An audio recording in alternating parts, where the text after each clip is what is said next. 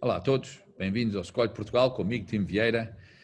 Hoje vamos estar aqui com alguém muito interessante a falar connosco, mas antes de irmos a ele, vamos só dizer que muita gente está a entrar em contato comigo a perguntar, Tim, o que acha, como é que vai ser, quando é que chega esta bazuca europeia de fundos para nos ajudar, para entrar na economia, para dar empréstimos, para a gente fazermos novos projetos. A verdade, eu não sei. Eu posso acreditar é que não vai ser este ano e se calhar nem para o ano, a maneira que tudo está a andar. Então tem que começar a pensar em sobreviver com decisões feitas por vocês próprios.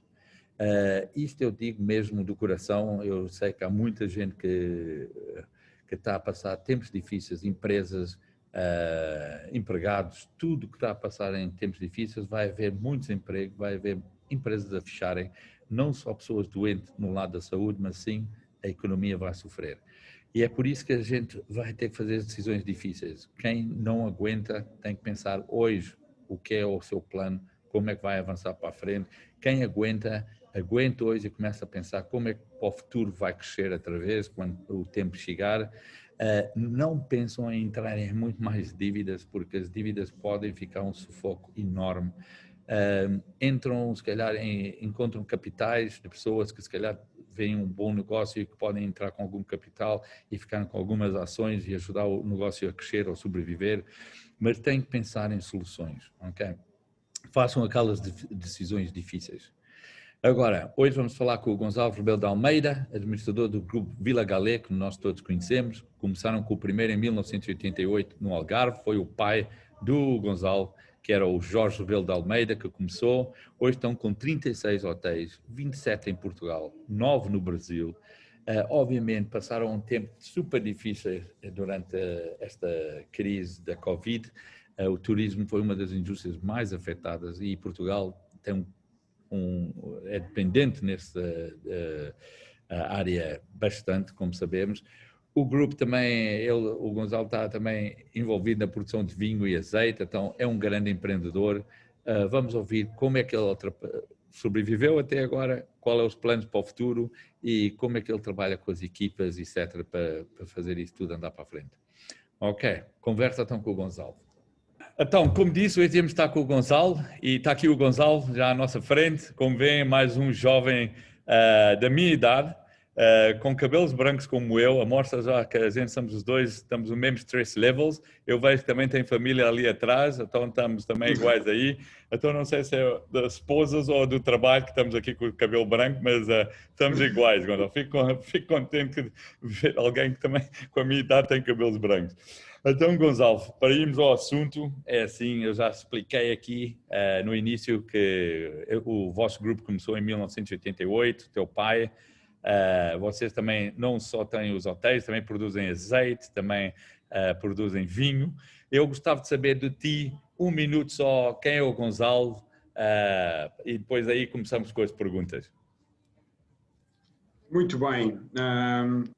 Eu estou a trabalhar no grupo que foi fundado pelo meu pai em 88 desde 1996.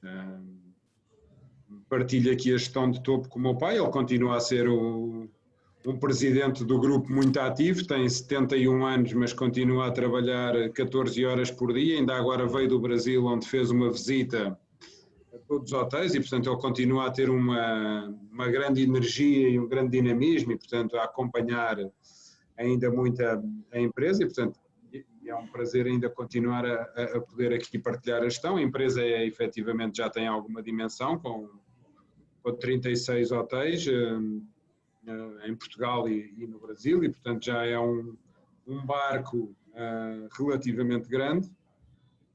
Eu estudei Direito, acabei o curso em 97, no último ano do curso já estava aqui a trabalhar na Vila Galé.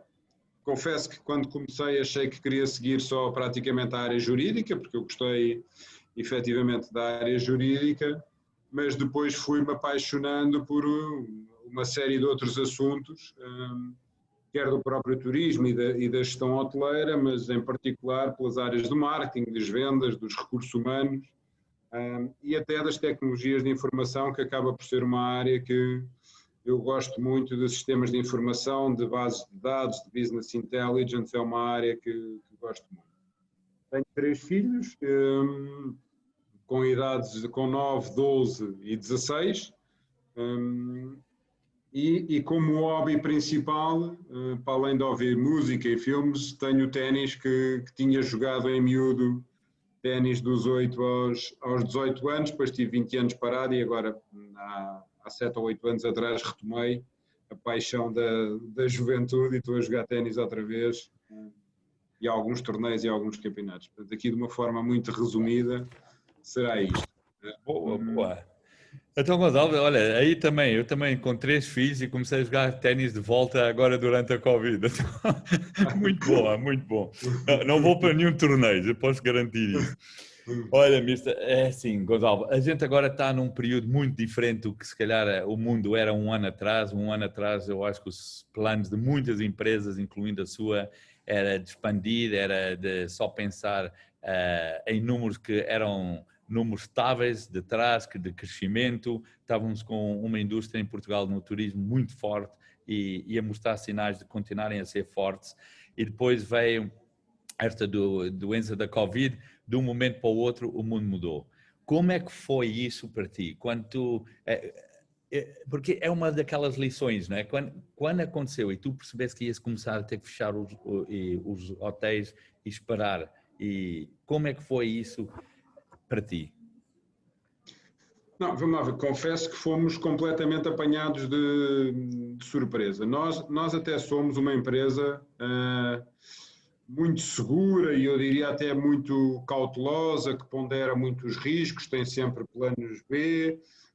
Já passámos por 3 crises económico-financeiras em 30 anos de atividade, a última das quais a de 2009 a 2013, e sempre tivemos soluções preparadas e, portanto, alguma margem de segurança para gerir. E nós já estávamos a antever algum abrandamento económico e, portanto, já poderia vir a acontecer, porque a economia e as finanças normalmente são cíclicas e temos assistido a ciclos de 8 a 10 anos e, portanto, de 8 em 8 ou de 10 em 10 anos há um abrandamento da atividade, umas vezes mais prolongado ou mais fundo, outros mais suave. Esta apanhou-nos, confesso que completamente desprevenido. As perspectivas para 2020 ainda eram positivas, do ponto de vista do desenvolvimento do turismo, quer em Portugal, quer no Brasil. E de repente, em março, somos confrontados em que no intervalo de 2 semanas, praticamente, somos confrontados com este fenómeno, com as atividades a encerrarem e com os clientes todos a cancelarem as reservas e a deixarem de aparecer reservas novas. Muitas pessoas não sabem, mas os hotéis não foram propriamente obrigados a encerrar. Foi um daqueles casos em que nós encerramos os hotéis porque desapareceram a totalidade dos clientes. Isto passou-se, tivemos ali 2 semanas onde ainda tivemos a gerir os clientes que estavam dentro de casa e onde já tinham sido implementadas as medidas de prevenção e, portanto, o uso de máscara, de álcool gel, as medidas de higiene adicionais. E, portanto, logo em março tivemos que reagir rápido porque ainda tínhamos clientes hospedados. Depois os hotéis encerraram praticamente todos em abril e maio, com exceção de 5 em Portugal que ficaram a dar apoio a profissionais de saúde e, portanto, nós recebemos médicos e enfermeiros em 5 das nossas unidades. Nós oferecemos o alojamento durante estes 2 meses, de abril e maio, e depois em junho, e após, quando se começou a falar no processo de reabertura e desconfinamento, começámos a reabrir progressivamente as unidades. Apontámos para os feriados de junho, aqui em Portugal. Começou em junho a haver alguma procura do mercado português para alguns fins de semana e escapadinhas.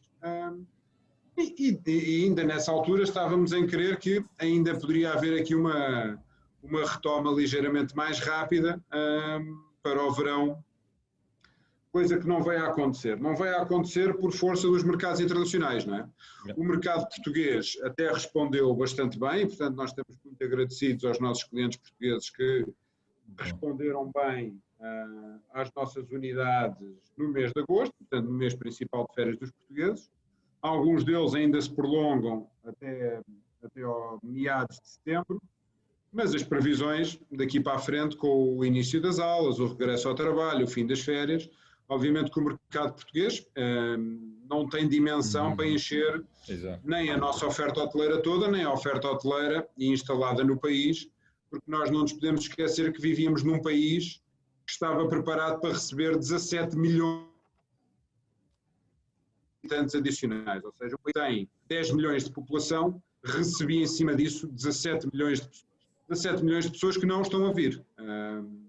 O caso do Reino Unido foi mais falado, porque havia algumas restrições à circulação, mas que não havendo restrições para a Alemanha, para a França, para a Espanha, para a Holanda, ainda assim os clientes destes países não vieram, mesmo havendo essa possibilidade. Ou seja, aquilo que se notou foi, continua a haver um receio grande, muito alimentado também pela comunicação social e, portanto, na prática nós continuamos a ter uma comunicação social que dedica 80% do seu tempo ao tema do Covid e depois eventualmente mais 20% ao futebol e, portanto, no mundo hoje em dia passam-se duas coisas que se chama Covid e futebol e, portanto, o mundo é um bocadinho mais do que isto e eu acho que Portugal reagiu bem, genericamente. Os portugueses têm sido muito cumpridores das normas e isso tem demonstrado que com algum cumprimento das normas é possível conviver com este vírus. Não o podemos desvalorizar, mas acho que está mais ou menos demonstrado, depois destes meses de desconfinamento, em que o uso de máscaras, algum distanciamento social, medidas de higiene adicionais, são, não sei se são suficientes, mas têm ajudado a conter e os números da propagação em Portugal mantêm-se, na minha visão, relativamente estáveis e controlados. Exato. Mas obviamente que foi uma surpresa total ter que de repente parar a operação, hotéis encerrados, é a coisa mais triste, nós vivemos numa atividade que aquilo que gosta é de receber pessoas. Exato. Portanto, a nossa atividade é essencialmente receber as pessoas. Temos desafios, o receber com máscara não é exatamente a mesma coisa do que receber sem máscara e com um sorriso na cara. Temos que ultrapassar isso e entender que aquilo que é necessário para convivermos com o vírus é estarmos de máscara, então estaremos de máscara. E, portanto, não é isso que nos vai deitar abaixo. É isso, Gonçalo. O que tu disseste ali, disseste aqui algumas coisas, aquilo que a gente vai ter que conviver com o que estamos a passar e a Covid, e não podemos só estar à espera de uma vacina e para pôr tudo a andar outra vez, porque não temos esse luxo. Nem temos o luxo, muitas vezes eu acho, a gente estar a pensar que vamos ter que fechar outra vez e tudo isso, porque não conseguimos. Eu vejo aqui uma economia que precisa de receber pessoas, como disseste, recebemos 17 milhões de pessoas, estávamos todos à espera que isso podia abrandar um bocadinho, tudo certo, mas nunca estávamos à espera do que aconteceu. Quando isso aconteceu, obviamente, tu tiveste que falar bastante com as tuas equipas e transmitir. Como é que foi esse processo? Só para a gente também aprender um bocadinho deste teu lado, como é que foi essa comunicação com eles? Não, nós intensificámos muito numa primeira fase, porque uma das principais preocupações que nós tivemos foi, com os hotéis encerrados, as equipas afastaram-se e, portanto, cada uma foi para a sua casa. E, portanto, era muito importante para nós manter este contacto. Portanto, nós internamente organizámos uma série de sessões de esclarecimento, de webinars internos, em que envolvemos os colaboradores de Portugal e do Brasil. Chegámos a ter webinars com 500, 600 pessoas a assistir, onde abordámos quer a visão da empresa, quer os planos para o futuro, quer as medidas de retoma, quer as medidas de prevenção, conselhos para o que é que as pessoas poderiam e deveriam fazer em casa, e portanto estivemos relativamente ativos. Todos os chefes de departamento mantiveram o contacto direto com as suas equipas através de telefone, e-mail, WhatsApp, criaram grupos de WhatsApp para saber se as pessoas estavam bem e para ir mantendo informações sobre a empresa. E isto ajudou aqui, por um lado, a tranquilizar as pessoas e, por outro lado, a não perder durante 2 ou 3 meses a ligação com as nossas equipas, que são fundamentais. Nós quisemos que elas voltassem rapidamente e depois daquele período em que tivemos que recorrer ao layoff, como é óbvio. Nós tivemos 3 meses de receita praticamente zero em Portugal e no Brasil, ou seja, os custos todos a continuarem a manter-se e com receita zero, e portanto durante esses 3 meses tivemos que recorrer ao layoff, mas assim que foi possível e houve alguns indicadores de retoma da atividade, quisemos trazer as pessoas todas de volta para os hotéis e para o trabalho, e estão assim, e portanto neste momento desde agosto que não temos ninguém em layoff, e portanto as pessoas estão todas a trabalhar, com as necessárias medidas de proteção e de prevenção. Já recebemos bastantes clientes este verão. Nós, em agosto, recebemos praticamente o mesmo número de clientes portugueses, até ligeiramente acima do que tínhamos recebido o ano passado, e, portanto, como eu já disse, a resposta do mercado português foi excepcional. Mas temos os desafios agora de entrar também em outubro.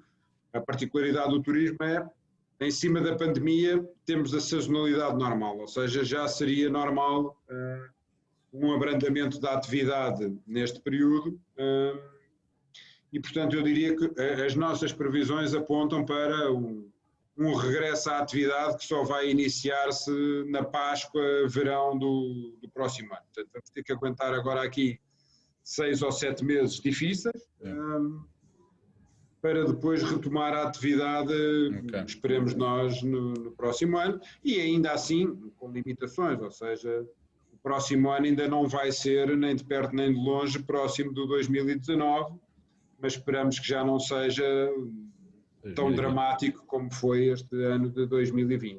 Ok, então basicamente em termos das pessoas foi comunicar, foi ter aquela empatia com as pessoas também, porque obviamente estavam todos também, não estavam à espera de nada disso, e depois foi manter ligados e à espera disso virar para te chamar de volta.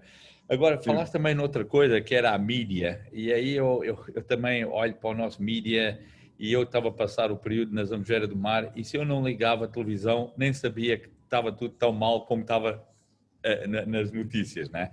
E eu acho que isso é uma coisa que até temos que se calhar começar a mudar um bocadinho essa maneira, porque a gente fala sempre das mortes, mas nunca da sobrevivência. 99,9% sobrevive e a gente sabemos onde é que há as áreas de risco e isso tudo. Eu às vezes acho que a gente somos os nossos inimigos próprios, né? A falar sempre tanto e a meter medo uns aos outros com a mídia. Aí para a frente, achas que a mídia vai ser uma das coisas mais importantes para a gente começar a trazer de volta os estrangeiros e isso, porque parece quase que a gente queremos ser... queremos estar quase aquela coisa de meter medo com o nosso mídia, né? Mas achas que a mídia se mudar de tom e se calhar de ser mais positiva, a gente consegue atrair mais as pessoas para cá? Porque é uma dos easy ones que eu vejo, era a gente ser mais positivo lá para fora, né? E a mostrar só as boas imagens e esquecer de quando encontramos alguma coisa negativa, focar nisso. Qual é o teu ponto de vista aí?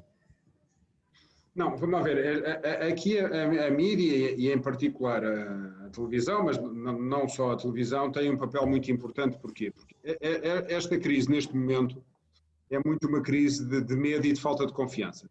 Portanto, a falta de confiança e o medo estão a prejudicar seriamente a economia dos diferentes países. Isto não é uma crítica específica a Portugal, isto acontece nos diferentes países, mais até na Europa do que nas outras geografias, ou seja, vejo mais tendências para a recuperação e para a população aprender a viver com o vírus no Brasil, que nós também acompanhamos a realidade brasileira, do que propriamente a Europa. A Europa acho-a toda mais com medo. E eu acho que nós devíamos ter passado da fase do medo para a fase da responsabilidade. E, portanto, não é passar para uma teoria de desvalorizar completamente o vírus, isto é tudo maldrabice, não é essa a teoria da conspiração. Mas uma coisa é viver com medo, outra coisa é viver de forma responsável e ter alguns cuidados. E eu acho que nós na vida, a vida humana é feita de riscos e que todas as atividades têm algum risco, e nós temos que aprender a viver com isto. A cultura do medo, seja em que circunstância for, é uma cultura que eu não acho positiva, porque traz não só o efeito de retração gigantesca do consumo, que os dados já vieram ao público, como afeta psicologicamente as famílias, afeta psicologicamente o relacionamento com os jovens, e portanto isto traz impactos mais profundos, para além dos económicos, do ponto de vista do relacionamento social e da convivência em sociedade. E portanto o que eu gostava era de ter uma comunicação sem ocultar nada dos factos, e portanto eu acho que se deve continuar a manter uma informação do número de casos, mas dando tanto destaque ao número de casos novos como ao número de recuperados. Dando casos novos, dando relevância ao número de pessoas que infelizmente foi internada, mas como àqueles que também saíram do internamento. E portanto, a realidade mais objetiva, ou seja, e não pintar o quadro sempre da forma mais negativa. Exato. O dar espaço para ouvir mais opiniões e mais visões sobre o combate à pandemia, ou seja, eu acho que a Europa em particular seguiu-se muito uma visão, foi-se muito crítico de outras visões e de outras abordagens. O ouvir outras abordagens, cada um depois toma a opinião e escolhe a sua, mas eu acho que aquilo que eu mais valorizo na nossa sociedade é a liberdade de expressão e de opinião, e portanto eu gostava de ouvir mais opiniões e depois para tomar uma decisão mais consciente, e não tem havido espaço para ouvir mais opiniões e opiniões diferentes, e isso acho que também fazia falta. E por outro lado, ter uma mídia em que fale mais de situações positivas. E há exemplos em Portugal, muitas vezes dizem, mas o que vende é a desgraça e o drama. Não é verdade. Há exemplos em Portugal de muitos programas, não vou estar aqui a referir, mas que mostram coisas positivas de empresários, de pessoas de sucesso e que têm audiências. As pessoas também gostam de ver os bons exemplos, os casos de sucesso, como é que as empresas reagiram, como é que as pessoas reagiram. E se dosearmos isto entre o lado negro da vida e o lado positivo da vida, eu acho que isso contribui, e mantendo sempre uma lógica da comunicação, que essa acho que não podemos abandonar, de manter a tónica de cumpra o distanciamento, cumpra as regras de higienização, mantenha o uso da máscara, e, portanto, manter isto presente na cabeça das pessoas, mas não levar ao ponto de as assustar, a mudarem comportamentos e atitudes e a ficarem na prática menos humanos e mais frios e fechados numa caverna, não é? Portanto, isso é que não convém nada caminhar para uma sociedade de isolamento, nem dos novos, nem das pessoas de mais idade, porque também é muito prejudicial do ponto de vista psicológico. E até que isso, uma das grandes vantagens do povo português é ser aberto, é dar os welcomings aos estrangeiros e tudo isso, e é uma das coisas que a gente devia estar a vender, é que temos agora várias cidades no mundo que não querem ver estrangeiros ou não querem mais, mas Portugal a gente temos que mostrar que estamos abertos e é tudo isso. Em termos do que tu viste entre os apoios do governo no Brasil e Portugal, o que podes dizer aí? Viste algumas coisas positivas no Brasil que podiam ter sido feitas cá ou cá para lá? Como é que foi a tua experiência, já que estás nos dois mercados?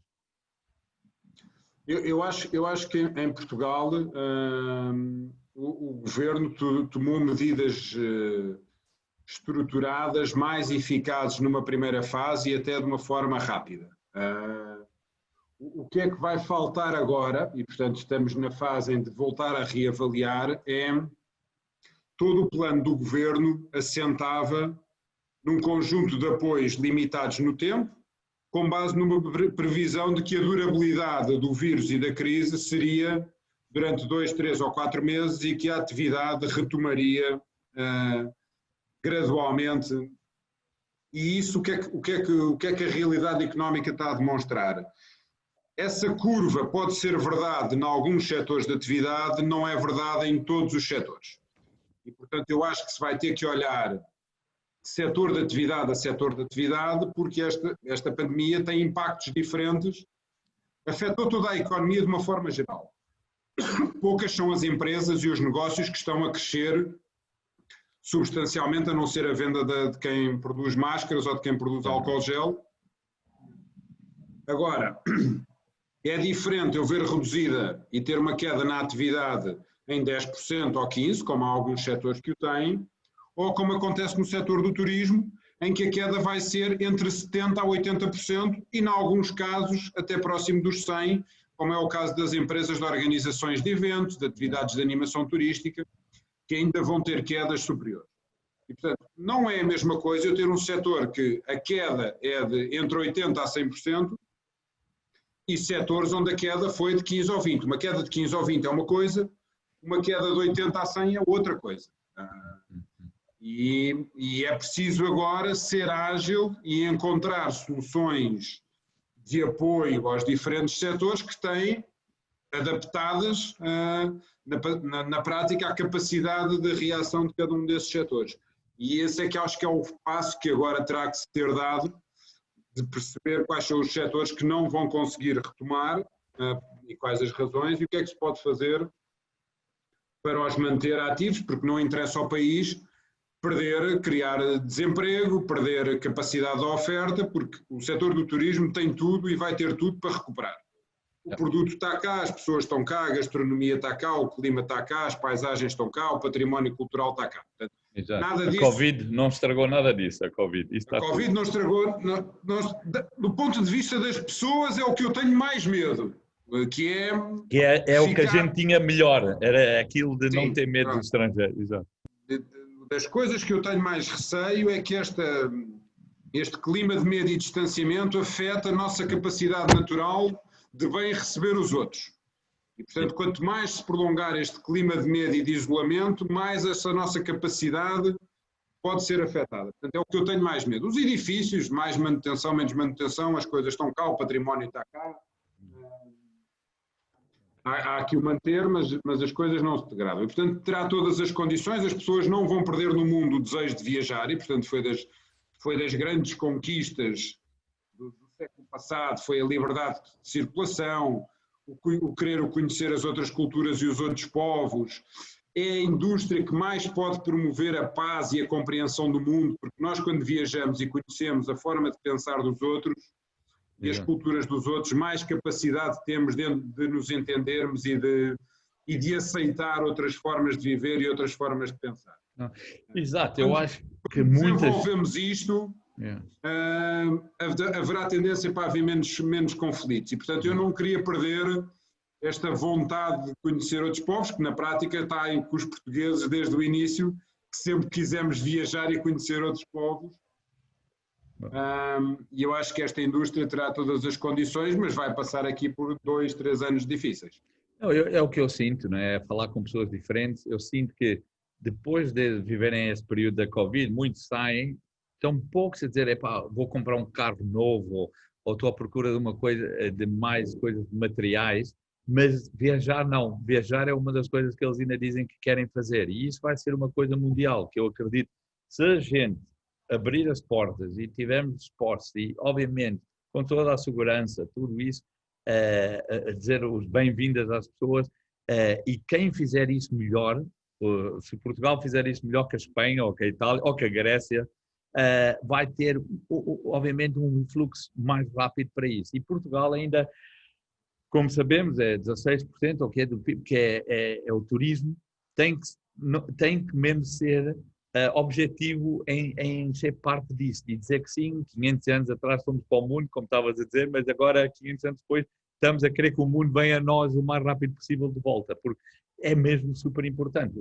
Os empregos que gera, todo o investimento que está feito, e isso é o próximo ponto que eu vou entrar contigo agora, é do vosso lado, vocês obviamente tinham uma visão, têm planos para o futuro, acredito que não iam estar parados em 36 hotéis, ou nas camas que tinham, iam fazer mais camas, tinham mais projetos em carteira.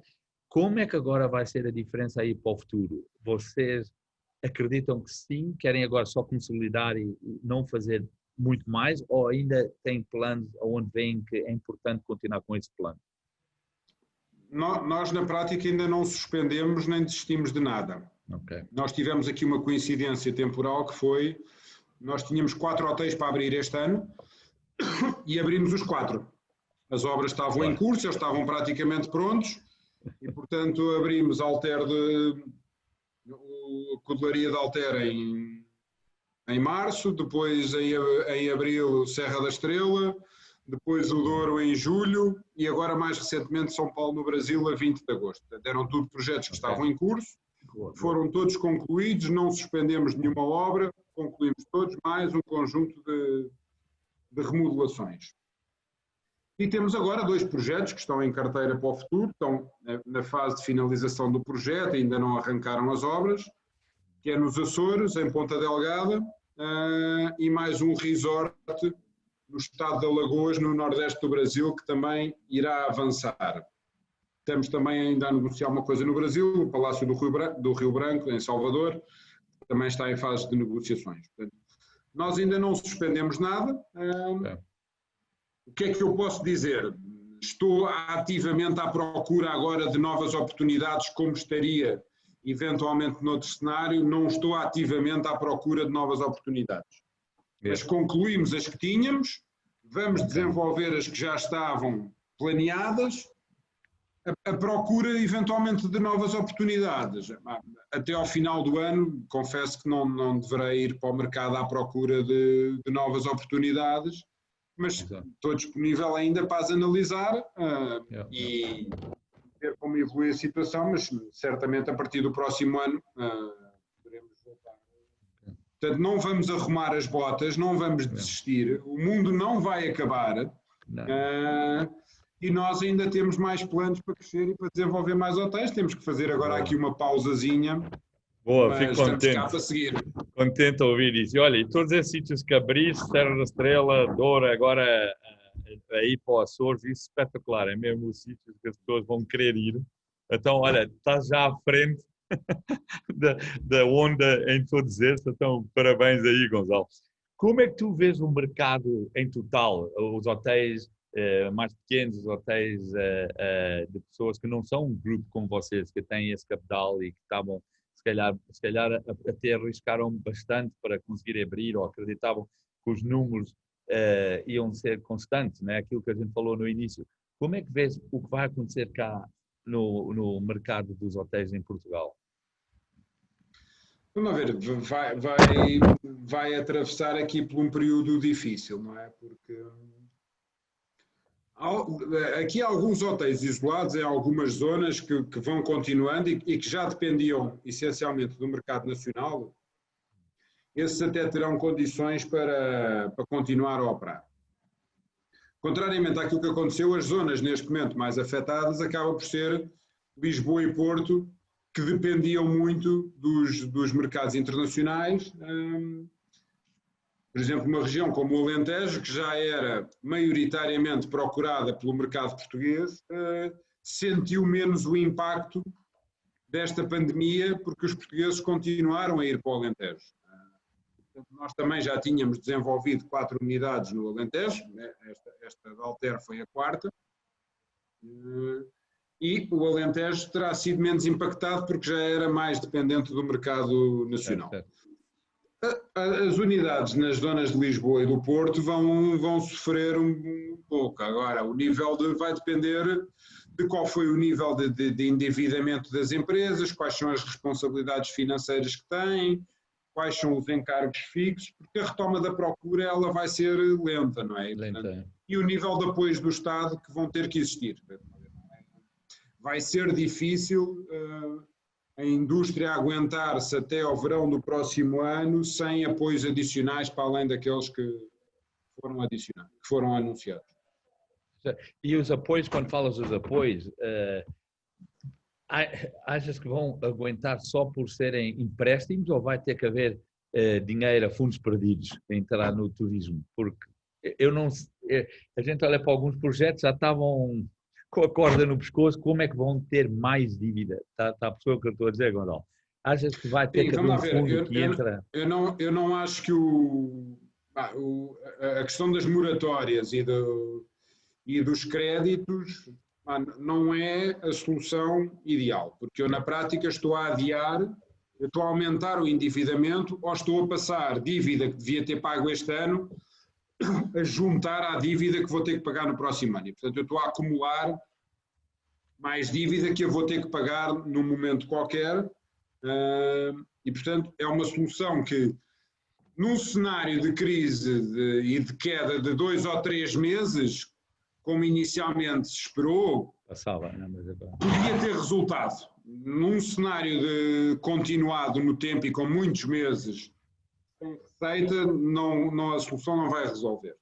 Nós a solução que temos defendido e de forma a preservar os postos de trabalho, é haver aqui alguns incentivos para as empresas ocuparem os trabalhadores e os colaboradores com formação. E, portanto, haver alguns apoios para não ter as pessoas paradas e fechadas em casa, elas voltarem aos seus locais de trabalho e as empresas poderem dar formação a essas pessoas, seja formação de atendimento, seja formação técnica, seja formação em segurança, seja formação em línguas e, portanto, aproveitar a disponibilidade das pessoas e melhorar as suas qualificações. Okay. E, portanto, se houver alguns incentivos e alguns apoios em função do número de horas de formação dada a cada colaborador ou o número de colaboradores que tenham formação e, portanto, haver um apoio às empresas em função do número de horas de formação que derem a cada colaborador, é uma ajuda para suportar uma parte dos vencimentos, mantém as pessoas ocupadas e ainda garantimos outra coisa, que é na retoma elas estarão teoricamente melhor preparadas.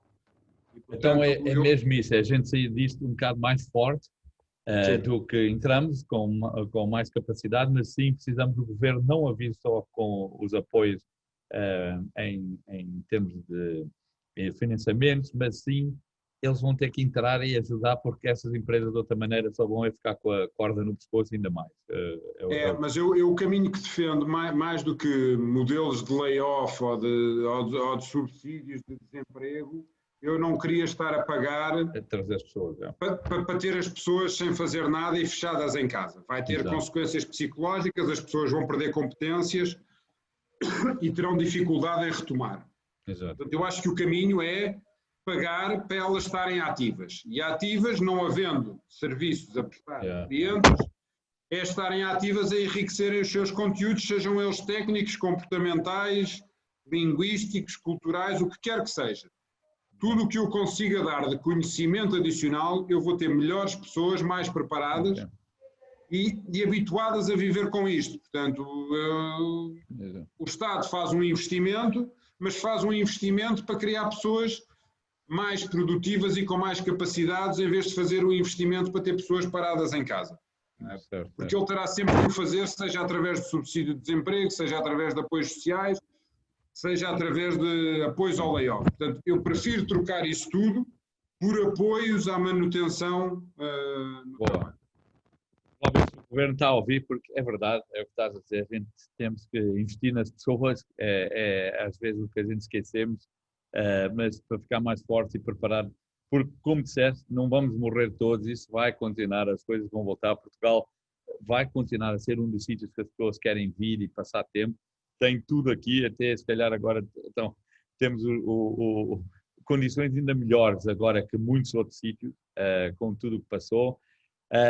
Gonçalo, eu fico muito contente de ouvir que ainda estás com os teus projetos a andar para a frente, que estás a falar numa maneira que sim, é tempos difíceis, mas acreditas, né? Porque é super importante aqui acreditar. Também a ouvir que os portugueses vieram e ficaram e suportaram isso também durante o mês de agosto e vamos continuar a ter que fazer isso, fazer férias ainda por cá e tudo isso, porque pelo menos essa ajuda ainda entra nos livros e ajuda a todos esses sítios. Para dizer adeus a ti, olha, mas diga lá do teu lado alguma coisa que gostava de dizer, alguma coisa do teu lado que achas que quem nos está a ouvir pode ouvir, porque vamos obviamente ter pessoas que estão no ramo ou outros que estão a pensar em entrar no ramo. Estás positivo? Como é que tu achas que haviam de agir agora? Não, duas ou três mensagens. Uma às nossas equipas, que não sei se vão assistir a isto, mas que tenham confiança e o meu agradecimento por todo o esforço que têm feito, fizeram deste momento e vão continuar a fazer e, portanto, para elas os meus agradecimentos. Aos nossos clientes que responderam muito bem aos nossos hotéis e que tiveram alguma compreensão pelas medidas. Olá a todos, como já viram, tivemos um problema com o fim da gravação. Só para dizer muito obrigado ao Gonçalo, obrigado à Vila Galé, vocês são espetaculares, uma marca que dá muito orgulho a Portugal. Queria também dizer, olha, vamos continuar a escolher Portugal, o Escolhe Portugal, vamos continuar a dar o nosso apoio às nossas marcas e vamos lutar para sairmos disto, sobreviver e depois sairmos disto mais fortes. Ok, Desculpa pelo o azar no fim, mas olha, acontece. Ok. Grande abraço a todos e até a nossa próxima Escolhe Portugal. Obrigado, Gonçalo. Tchau.